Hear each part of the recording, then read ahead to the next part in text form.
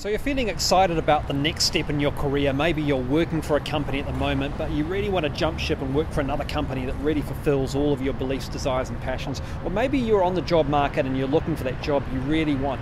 Either way, sooner or later, you're going to have what? A job interview.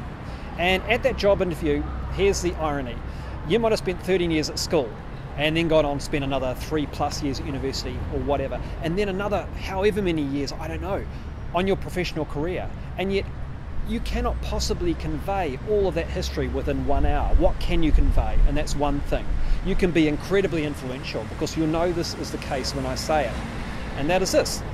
It's not who knows the most or who is the most suitable for that job who's necessarily going to get that job. It's the person who's going to be most influential for that 1 hour in front of the people who are going to matter, who are going to decide your next step in your career destiny. And so you can either say, well, that sucks, or else you can say, well, let's powerfully master that. Because it's a little bit like being the difference between an amateur athlete and a professional athlete. Being an amateur, you can read some stuff online. You can read the stuff that your job recruitment company gave to you about how to prepare for an interview. And you may feel confident right up to the point where you step inside that door. Here's the problem. 8 other people have done exactly the same thing as you, so you don't have any advantage over the rest of the people whatsoever. In fact, you haven't even mastered what you've read, because there's a fundamental difference between reading something and actually being able to carry it through into behavioural change, into almost getting the right messages that are shining through at a subconscious level, so people just go and they don't even know why, yet we need this person working for our organisation. But just imagine for a minute what it would feel like if you were walking into a job interview situation, and rather than going and feeling cap in hand, rather than almost begging for that job, you really were approaching it as an equal party, to the point that you were interviewing them about whether they were the right company for you.